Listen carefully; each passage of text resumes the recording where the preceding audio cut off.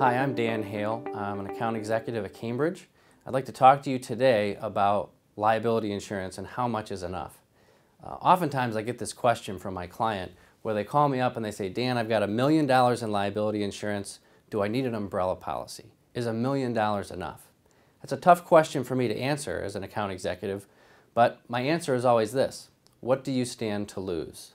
And then from there we have a conversation about what are your assets, what are the different things you could lose if you had a lawsuit brought against you. So I think the first step in answering this question is to understand what a judgment is. A judgment is simply an order from a court or a judge that says you owe someone else money. Oftentimes that's in the context of a tort. A tort means you hurt someone else and they're suing you to have damages paid. So if you have a judgment brought against you, that really is the trial portion of a lawsuit. After the judgment is entered, it's up to the plaintiff to try and find ways to collect that money from you.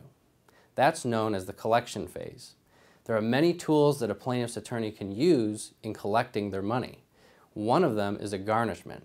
A garnishment simply is the plaintiff's attorney filing a document with the court that allows them to take your money before it gets to you, like from your paycheck, from your tax return, things like that. The second form that they can use is a lien, which they'll find out where your property is and they'll enter a document with the court, which then gives them an interest in the document even though you're not going to sell it right now. And the third way is through a forced sale, where a plaintiff can actually get an order from the court, come to your house, collect all of your personal property, and then auction it off, leaving you with nothing. So that is really what a judgment is, and you can now understand what you stand to lose if you get a judgment and a plaintiff pursues collection from you. So that leads us back to the original question: how much liability insurance is enough? And I ask you, what do you stand to lose? So as an individual, you may stand to lose your house, your personal property, your cash in your bank accounts, all sorts of things. Maybe you're not a very collectible individual. Maybe you don't have a lot of these things, don't have cash in the banks or lots of property.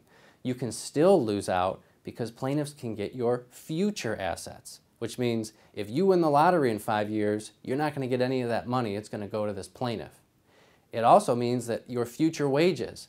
If I have $1 million judgment entered against me, I could carry that judgment the rest of my life, and maybe 30 or 40% of my wages could be redirected to the plaintiff before I even receive my paycheck. As far as businesses go, you also stand to lose if you have an LLC or a corporation with a lot of assets, if you own a building, if your operation has significant revenues. But at the same time, you may have an LLC that's not collectible at all. You have no assets or operations. Essentially, those are referred to as shell LLCs. So you have to ask yourself, how collectible are you? The next question that comes up is $1 million enough? Well, you can buy umbrella limits and extra $1 million limits as high as you want to go. We have some clients with $100 million limits on their umbrellas. We have some clients with just $1 million umbrella. The question is, what do you think the verdict is going to be, and is that limit going to sufficiently reflect what you have on your policy? So in the case of, let's just say, a simple auto accident where you hurt someone, they get a judgment against you for, let's say, $700,000, and your auto policy only has $500,000, $200,000 is going to come from somewhere. It's not necessary that the plaintiff will settle that case with you after they receive a judgment. There's no need for them to. So that $200,000 will come out of your cash assets. The second point is, what happens when you have a policy maybe with a $2 million limit and the plaintiff's attorney maybe wants to enter into settlement negotiations? Some insureds will think, well, $2 million will be more than enough. Any plaintiff attorney in their right mind would just accept that limit, and anything that I buy over $2 million is just padding their pockets. It's just paying off the plaintiff's attorney. That's not always true. Our special report on this issue, Michigan's largest jury verdicts, goes over all of the verdicts that we've had in the past 14 years in the state of Michigan that are generally around $1 million or higher. And you can see that there are a significant number of cases which have exceeded $1 million, and many more have exceeded $2 million. The largest verdict, I think, was in Macomb County. It was $56 million just a few years ago, and that plaintiff did not even die.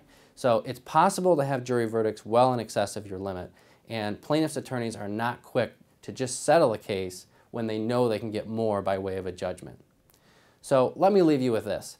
When you are assessing your liability limits, take a minute to determine what is your exposure, how much do you stand to lose, and then size that up against what you have in terms of coverage and the cost to increase your limits. I encourage you to review our special reports on these issues related to liability insurance, particularly the 2 special reports dealing with Michigan's largest jury verdicts, and secondly, how much liability insurance is enough. Thank you.